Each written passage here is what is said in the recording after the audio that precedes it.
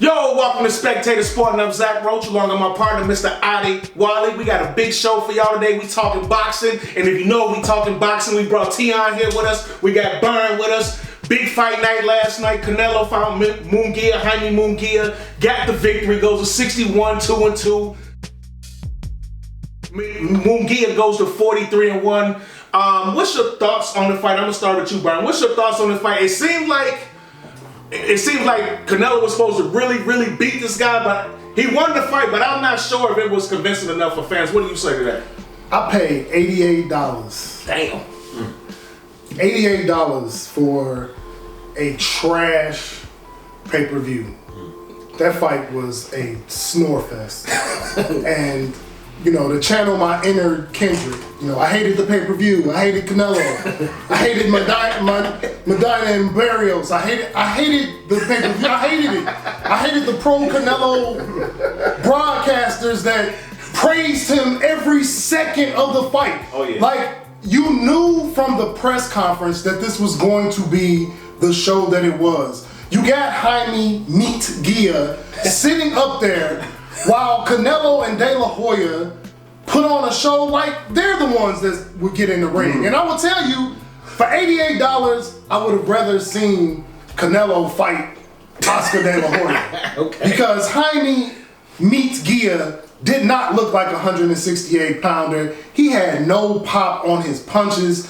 I watched this man win 3 straight rounds, and it looked as though Canelo was allowing him to land these punches on him. He literally could be countered at any point in that fight.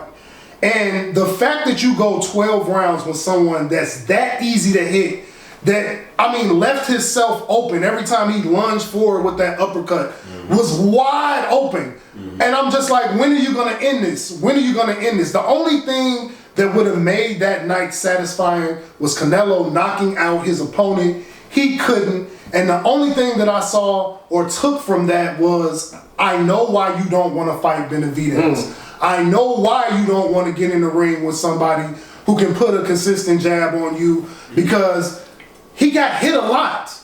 And he just got hit a lot by somebody that really wasn't a true 168-pound fighter.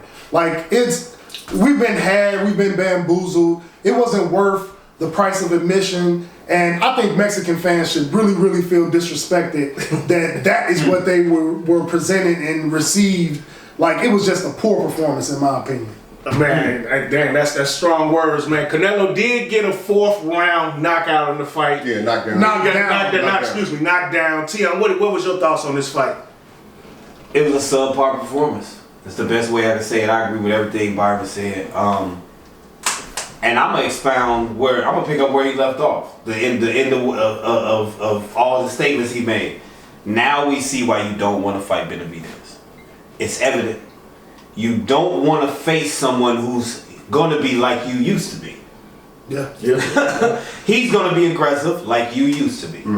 He's gonna throw those combinations like you used to do, and he's gonna try to finish you. And you don't want to get finished at this stage in your career. We've been spoiled by 3 boxers in particular as of late. Floyd Mayweather, Manny Pacquiao, Vasily Lomachenko. Because we've been spoiled because they have made their prime look different. Because later in their age, later in their 30s, they have still been top flight fighters. I don't mean just a guy to say like, oh, this is a great name under your belt. Vasily Lomachenko is still one of the guys at whatever weight class he decides to land in. Right. You know what I'm saying? Manny Pacquiao, Floyd Mayweather, later in the game, their prime looked as if they were 15 years younger. And we're seeing one of the greats of this generation, Canelo Alvarez, and his prime does not look like that. His prime looks like the decline that it actually is. And it's a shame. And if he goes against Benavidez, it would just be a bad decision. I'm actually going to chill on him a little bit because I'm scared for him to go against Benavidez, to be completely honest. Because if you can't finish Jaime Munguia, you have no chance. So that's what I thought. Yeah, Canelo did win the fight, but it wasn't convincing. And Munguia didn't seem like the opponent that should have went 12 rounds with the great Canelo Adi. What was your thoughts on this fight? It was a solid and aggressive start for Jaime Munguia. In my scorecard, he won 2 out of the first 3 rounds. But Canelo was just luring Munguia into a trap. In the 4th round, he landed that right uppercut, which dropped Munguia to the canvas. He looked great. You know, I was hoping he would finish him.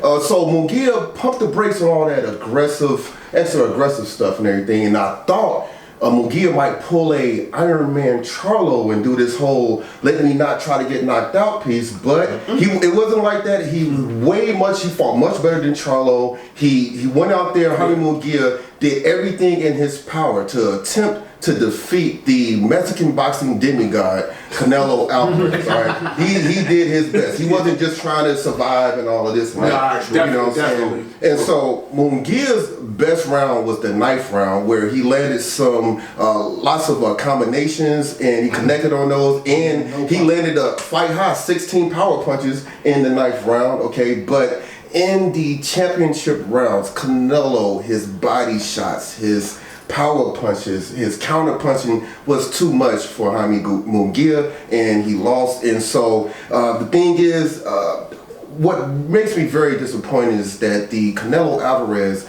knockout of Caleb Plant is probably the last time we will ever see Canelo Alvarez knock out anybody. Finish somebody. Yeah, I don't think he will ever finish anyone ever again in his career. And as far as the David Benavidez piece, I feel like if somebody, like if the Chiefs was going to play the Panthers, they not going to really be pumped up, you know what I'm saying? Right. But if they was going to, play the Eagles or something, they're going to be like, oh man, this is a big game. So I feel like if Canelo had to fight Benavidez, he's not going to go in here like and let it get punched for 3 straight rounds unless you win. He'd be more. Absolutely. So you saying basically he just kind of toyed with Munguia? You mean it was a play to make him look tougher? Have you ever seen the movie Great White Hype?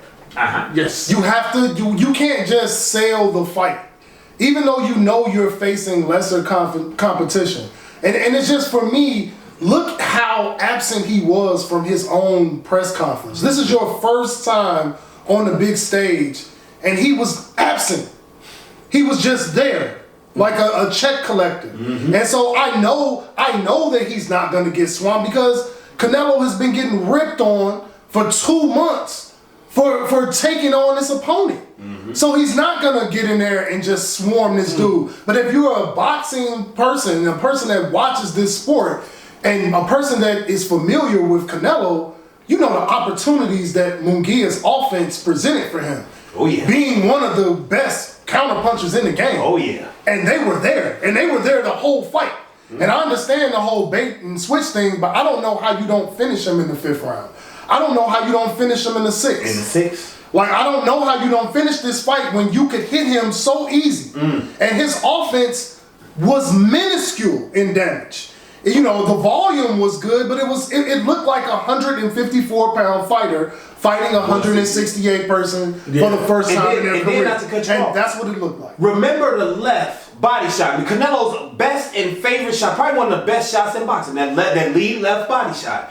Remember, it made Munguia drop his right hand. And I'm like, that's what I was like, the fight is over. His body. And I'm like, the fight is over. That's what it been a knockout right there. And I'm like, he dropped this is his it. right hand for 2 or more rounds. Yeah, but like literally stuck right here. But I just not buying that Canelo's on his decline. I just feel like he fought a 40-year-old Triple G. He fought John Ryder. He fought Charlo, who he made move up two weight classes, and Jaime Munguia was clearly not ready for him. So he don't need to come in there 100%. He can come in at 8%. And win these fights easy. Yeah, and the judge is going at his back, and I mean, if you don't really have to. If you're one of the unfortunate individuals, the morons, that paid $88, you're listening to this broadcast and you're not even having any hope that Jaime Munguia can do anything. Every time he caught a shot, they were like literally saying, none of that landed. None of that landed. Oh, the defense of Canelo. It's everything that he did was just amazing. It was just earth-shattering. But it's like he's fighting someone that is clearly deer in the headlights right now. And I understand. I don't want to pay $88 to give a undefeated fighter his due of, hey man, that was a nice try. I want to see a guy that want to go out there and take this title. And I never saw that. I never saw a fighter of like, I want to beat this guy like Benavidez, who's willing to put up his purse to say, just fight me, just get in the ring with me and I'll put my purse that I can beat you. I want to see you fight somebody that doesn't want to lose against you. That is like literally, this is my career defining moment. I have to go through you. And if you're going to avoid that type of challenge, if you're going to go out of your way to avoid those challenges, it's no way in hell I'm going to ever call you the face of boxing, because you ain't the face of boxing. Because let's not forget, he was supposed to be making that type of statement when he challenged Floyd. Wasn't he? Yeah. Well, let's not forget about that, right? This was the young, up-and-coming guy that was supposed to have all these skills and all this talent. Hey. He got the shot, right? You got the shot. You felt like Floyd couldn't handle what you could do. Now, we're talking about Canelo. Yes, we're talking about Canelo. So, hey, give Benavidez the same shot. Well, Canelo did get the victory. Go ahead. And on that point, I believe Floyd was 36 years old. No, when he fought Canelo. He was. And Canelo right now is 33 years old. So, you know, once again, he's not old. You keep, and that's, you keep bringing that up like he's not old, he's not, but it's just, he does have a lot of wear and tear. I will give him that. 60 plus He has wear and tear. A lot of those fighters, And he's had injuries. The first like, But he's had injuries though. He's also had injuries. He's also had injuries. So I'm giving him a bit of, I give it, listen, I don't ever in my life want to pay $88 to see him fight again. And that's just something. That's what it come down to. Byron spent too much money on the fight. Man, we talking about this Canelo and Munguia fights, but Canelo did win the fight, regardless of how it looks. But not going forward. Adi gave me a little hope, so I'm trying to hang on to Adi's hope of saying like, maybe Canelo was purposely not trying to make the fight look too dominant, so for the viewer's sake, so it don't look like he's just taking on weak opponents. So maybe that happens. But with that being said, we all know that David Benavidez has been the guy that's been targeting Canelo. It was his mandatory, and it still hasn't happened. So Tion, should we actually just give up hope for this fight? Is it ever gonna happen? I don't think it is. I think we should give up hope. I don't think it is, only because even though I agree with Adi 100%, I do believe he was baiting Munguia. I do believe a lot of things that Adi said, but the fact still remains. The opportunities was there. Byron pointed it out, how the opportunities was there, and I can't just say that Canelo just refused to take them. There were times where he did throw combinations, did hit him. You could not finish this dude. It's just really that simple. You cannot expect to get in the ring with a David Benavidez who's going to be the complete opposite. And his power is going to hit you and feel it. You're going to feel it. Every punch, every combination, he's going to be relentless. It's going to be for 12 rounds. He is bigger, he is stronger, and he will try to go for the kill. So I don't think, with Canelo being a smart businessman that he is, because at this point in his career, it's a business. You know, it's a business. Yep. I just don't think he have a chance. I will say this, and this is wild. I just thought of it random. I think it's better odds of Canelo fighting Morrell than fighting Benavidez. Oh, David Morrell? Yes, I do. David Morrell just moved up to light heavyweight. Yeah. He moved up too. Okay. Wow. Okay. Yeah. But for the money, I don't think a young David Morrell will say, no, I won't come down to 168. You know what I'm saying? Right. To fight, to get a $5 million payday in my young career already. Probably more than that. Probably more than that. You know what I'm saying? So, because I think with Morrell, the excuse is way more built in. You know, I gave a young, hungry. He's really the definition of a young fighter. Right. Benavidez is seasoned. This is not a young dude that doesn't have a resume. Right. Yeah. So when people say like, well, who has he fought? Benavidez has fought everybody that has been available. Yeah. And he's made him look bad. Like, not just beat him, he's made him look bad. So Benavidez, no. Morrell, possibly. It could be a swan song. Man, so you got no hope for the fight. No. We ain't gonna see Benavidez. Byron, give me something, man. Now, is it something that we can hold on to that you think this fight can possibly happen? I just need one. Just give me one thing. I spent $88. $88 to watch you play fight with Meat Gear.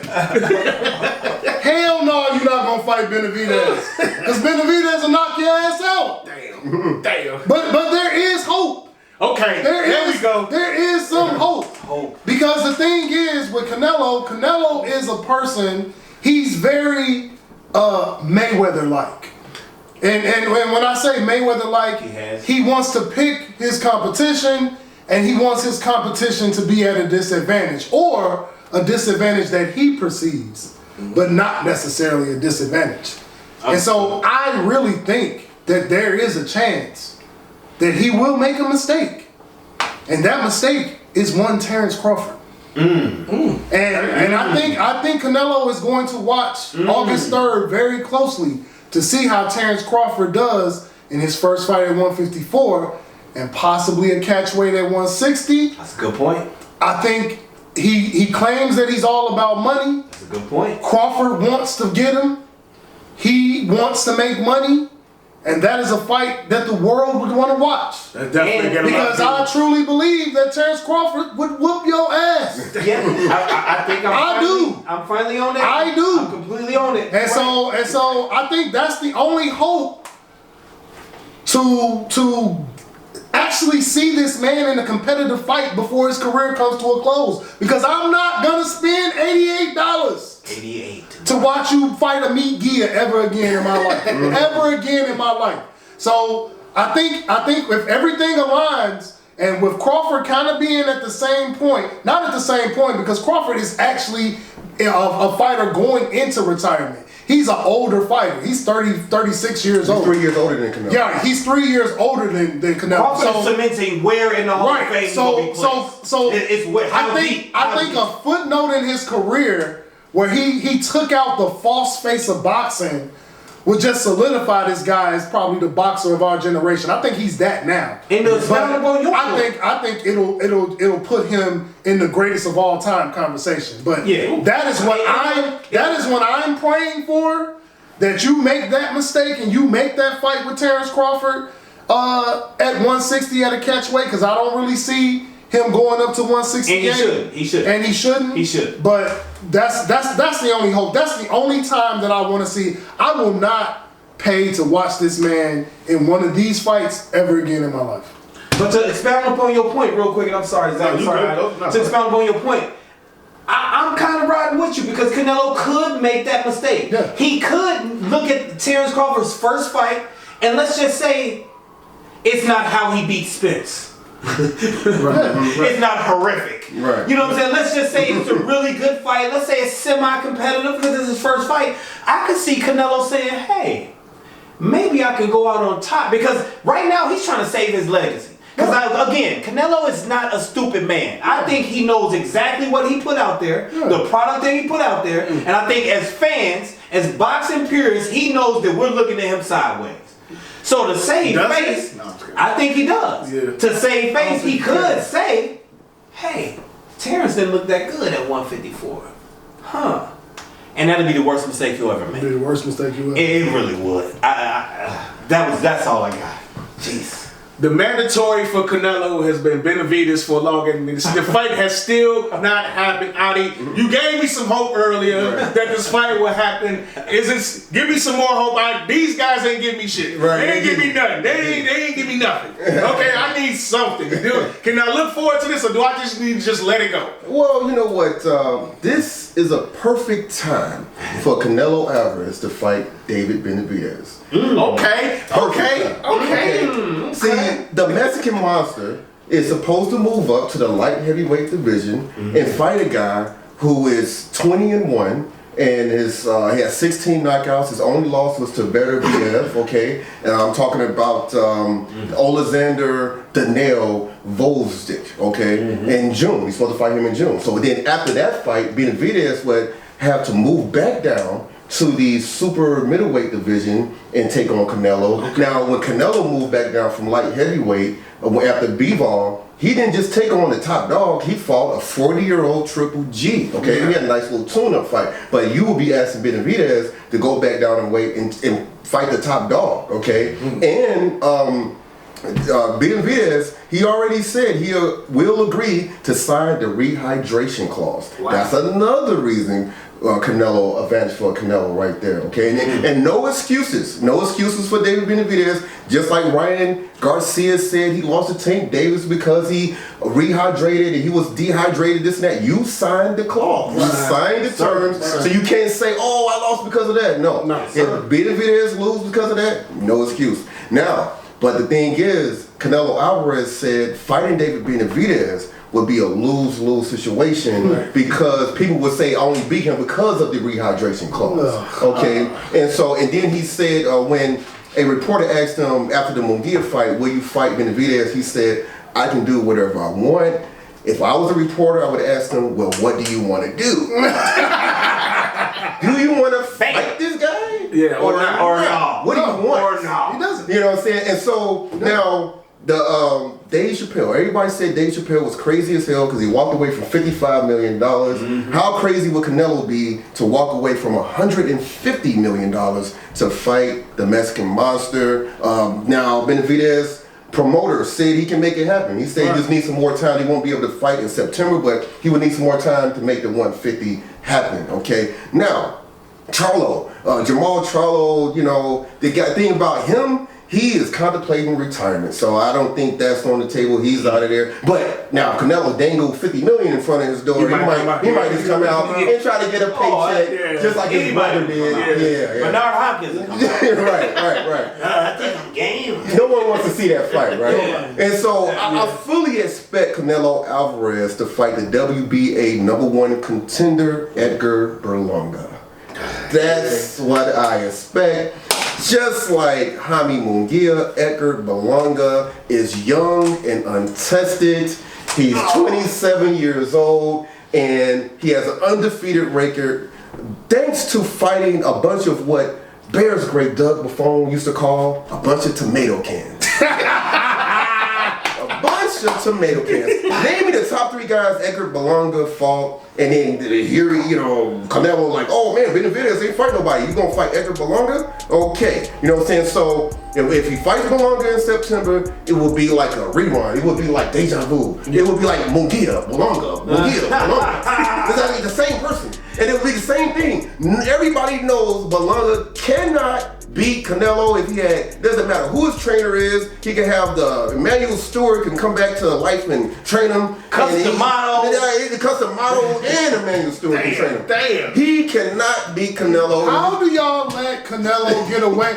How do you Canelo stands operate? How do you root for a guy that literally gives you this type of product and you come on here, you get in the comment section, you call us idiots, you argue with us hands down, and you defend this. You defend this as if this is like a part of his legacy. Like you have to be kidding me that we are sitting up here talking about this guy when he literally has a mandatory fighter with the star power of Benavidez, and you, being the face of boxing, commanding a lion's share of probably one of the most lucrative fights since Mayweather and Pacquiao, and you're literally turning your nose up because you know you're gonna get your ass kicked. And you a fan of that. That's crazy. As Apollo Creed said, that's ding, ding. That's crazy. So man, really none of y'all gave me no hope. I thought I was gonna give you. You started off good, but if you want to fight him, this is the best time to fight him. You had me going for a second. He started off good. Yeah. He had me going for a second. Then he just went there. So listen, I think Canelo. I hope you're right. Maybe he was exaggerating the fight, making it seem harder than what it was. Yeah. But if you look at Canelo's last 3 fights, he's been like that. It's been maybe his skill and maybe it's just declining. Like, we get it. We got the special ones, Terrence Crawford, Mayweather, Pacquiao. Usyk, they can last long. Everybody's not, most boxers, if you look back in history, most boxers by the time they turn 31, 32, they be about finished. They be going down the drain. I know what you're saying. We had one recent, like Andre Ward could have been one of those, but I respect his decision, but he still had it all. I think it was lack of competition. And I think that as well. Why keep fighting when nobody?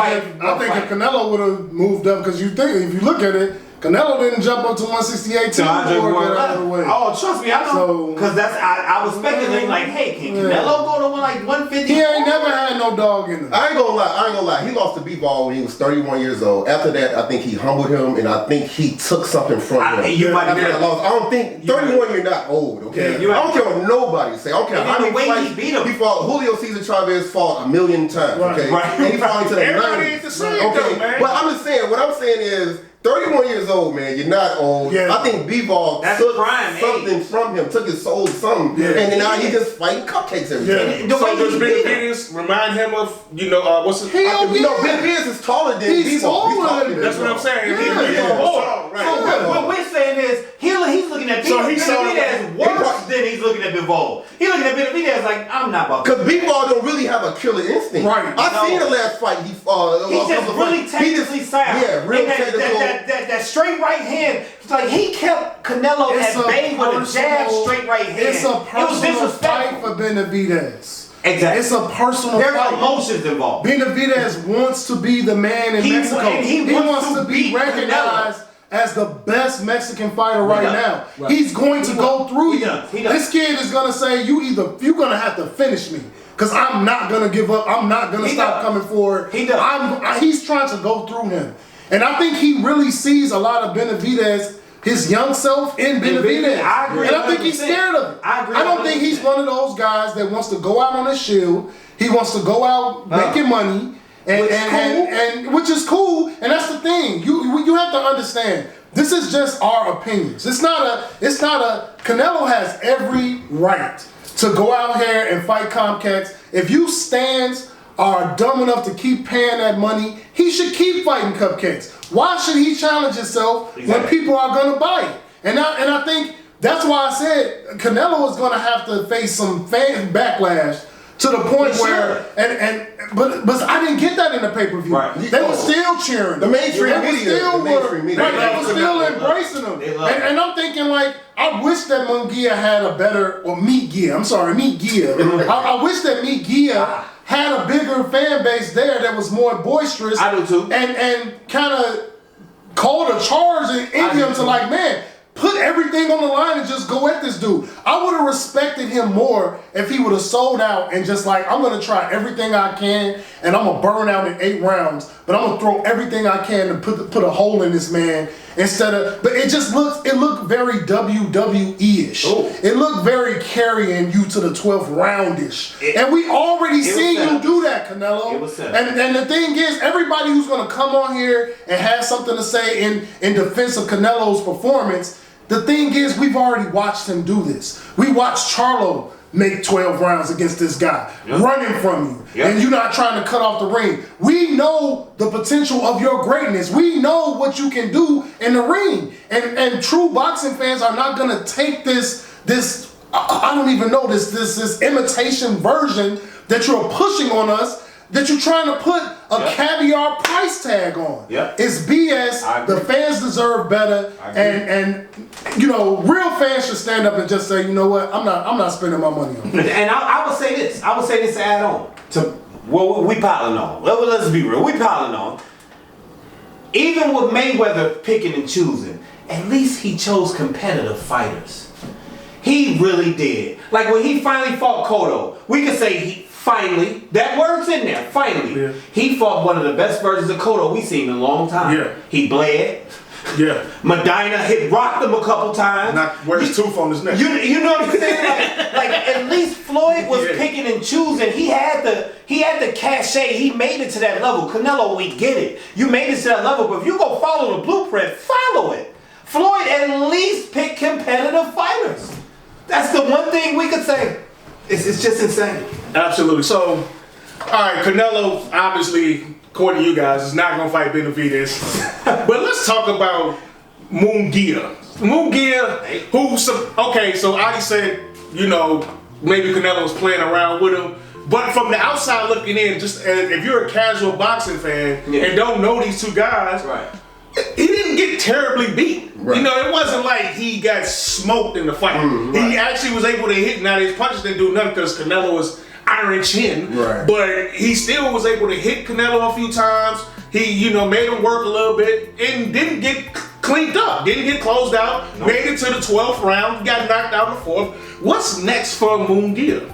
Well, you know what? Berlanga is searching for a huge payday versus Canelo in September. He believes he's going to get that fight. But if that falls apart, Caleb Plant is calling out Berlanga because, well, Plant wanted to fight Charlo because they a little beef, but Charlo's about to retire. And so Plant's going after Berlanga, and Berlanga can't not get Canelo. So if Jaime Munguia wants to get real dangerous, go ahead and fight the number 2 WBA and WBC contender Christian Mbili. Okay, just like Francis Ngannou, Mbili is from Cameroon. Yeah. He's 26-0 with 22 knockouts. Okay, he's 4 inches shorter than Munguia at 5'8", but the man is a mad brawler. He doesn't mind taking a shot to give a shot. Power shots, that is. And I don't think I've ever seen this man throw a jab in his life.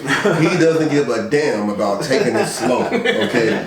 Now, since Munguia nearly lost to Darren Van Checo, Freddie Roach, the trainer, he came in, helped him out, helped elevate Munguia's game, and he finally started using his 6-foot height and 72-inch reach to his advantage. Munguia's jab output per round versus Canelo was the highest of his career. I credit that to Freddie Roach, okay? And so, Mbili fights on May the 25th against Mark Heffron. I want to see Mbili versus Munguia. What's next for Munguia, Byron? I don't ever want to see Munguia.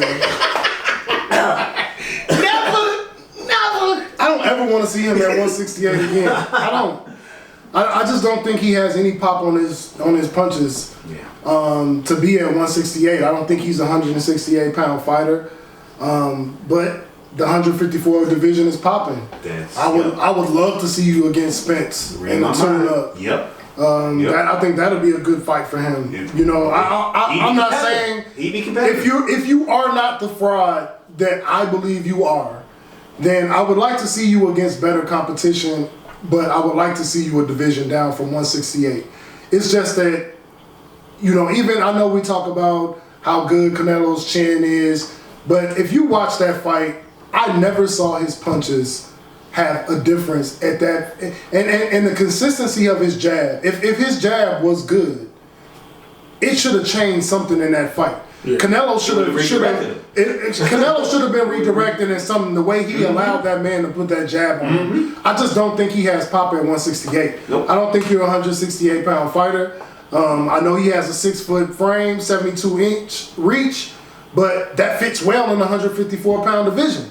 And I think there's competition there that he could be a lot better because he does have an output of a lower weight fighter. Yep. He does throw great combination punches. But the thing is, if you're throwing combination punches at guys that literally can walk through it, then what's the point in seeing you again? And the thing is, after watching you on this stage, from the build up and the performance in the fight, I don't want to pay to ever see you again. So I would really want to see you probably go down where you can, with your record, you can demand some type of competition. There'll be a big name that will want to get in a ring with you, and you might not be headlining a pay-per-view, but you might be on the undercard of a pretty good pay-per-view. And the fact that he's young, I mean, he has an opportunity to get better, and you got a Hall of Fame trainer in your corner that can actually progress you through. So, you know, this is just me being honest. I don't want all the Meat Gia fans to come in here and jump on me, but you know, he's gonna beat Meat Gia until he proves me otherwise.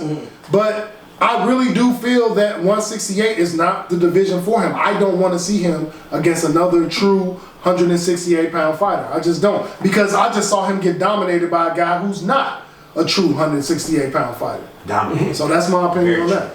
Man, Jaime Munguia, obviously Byron is really pissed off about paying $88. That's wild. But Tion, give me some hope for Munguia. Is there something out there for him? He got in the ring. He got probably a nice payday with Canelo. What's next for him? I agree with Byron wholeheartedly. It's 154. At 154, win, lose, or draw, he will be competitive in whatever fight comes up. Yeah. He will. What I saw in the absence of Canelo's killer instinct, I saw a really game Jaime Munguia. He was outmatched, outclassed, outpowered, out whatever you want to, He was out. however you want to classify it. But he came to fight. There's no question. Even when he got dropped, he adjusted. And he brought the fight to him a different way. Like you said earlier, he brought the fight to Canelo a different way. He did not back down one iota. And he has something in him, traditional Mexican boxer. He will stand in the middle of that ring and he will throw game plan out the window and he will throw punches. And it happened last night a few times. And I was kind of impressed because, again, it was sad how many combinations he was able to land. So if you put him at 154, 160 maybe, I think he's a little outmatched at 160. 154 is the division where I feel like he will be a competitive dude against whatever name. He might not be the Tim Tszyu. He might not beat this guy or that guy. He might not beat Spence. He will make them come fight though. That's he could be a gatekeeper. He could be the Keith Thurman of the 154-pound division. I agree. Check this out, man. Y'all been watching Spectator Sporting. I'm Zach Rose, along with my partner, Mr. Adi Wadi. Shout out Tion, shout out Byron. Make sure you go on Spectator Sporting, subscribe to that page, leave those comments, keep leaving those comments. We appreciate them. If you disagree with us, keep them coming. $88. Subscribe, like, man. Get involved. Stop hating on us. I like the hate. Keep hating. I want to tell him keep hating.